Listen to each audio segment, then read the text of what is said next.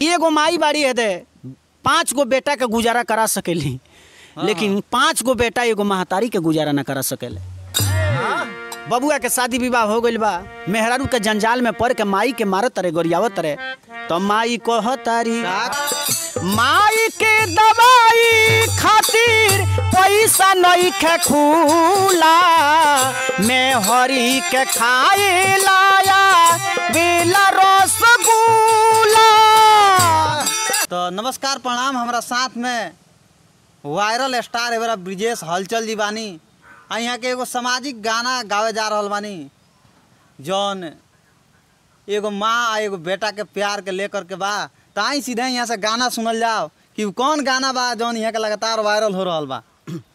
अब चली माई बेटा के हम प्यार बा। हाँ ई गीत कहे के बा। माई लेखा में हरी कबो अरे बतियो न सही, तो माई लेखा में हरी कबो अरे बतियो न सही, पैसा रही लगे तो बे राजा जी कही।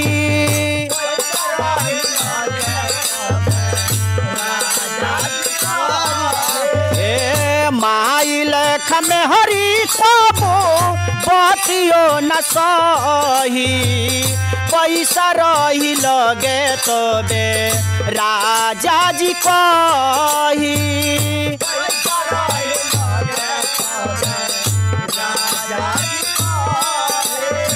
ए बाबू कहे के बा बबुआ कैसे देखी, माई के जीव है गाय ऐसन होला, पूत के जीव कसाई ऐसन होला। माई कगर केनो से कमा के आवत तो महतारी कहे कि अरे हमारे बेटा तार मुँह सूख गइल बा, लेकिन मेहरारू पैसा के लालच में देखी मेहरारू रौरा के ना जानी, रौरा के खाली कमाई के सवारत हुई। तो ये लिए कहे के बा ए बबुआ, माई के दवाई खातिर पैसा नहीं खे खूला, मैं हरी के खाए लाया बेला रसगुल्ला।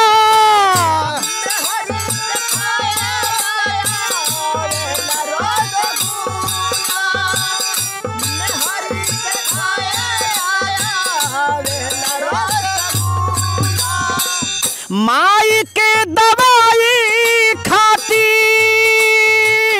पैसा नहीं खे खूला,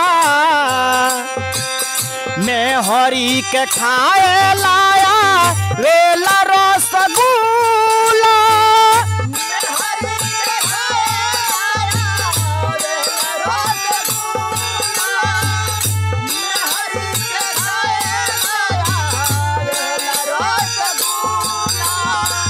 ना में कराली सगरी ए बाबू, ना में कराली सगरी खेतवा यौरी बही, पैसा लगे रही तो दे राजा जी कही।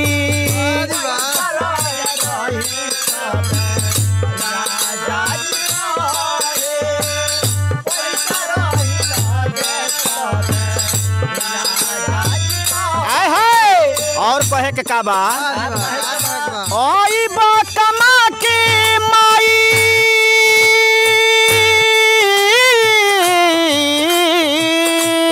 बाबू हो, ओई बा कमा के माई मुहवा निहारी, आवते आवते में हरी मांगी 5000 के साड़ी।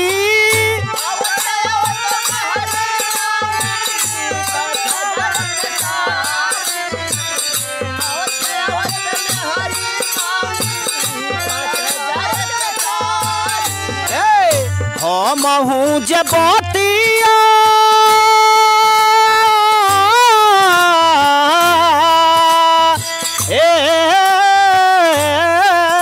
भैया लो बाबू हो, हम हूँ जे बतिया तावत तानी सही पैसा लगे रही तबे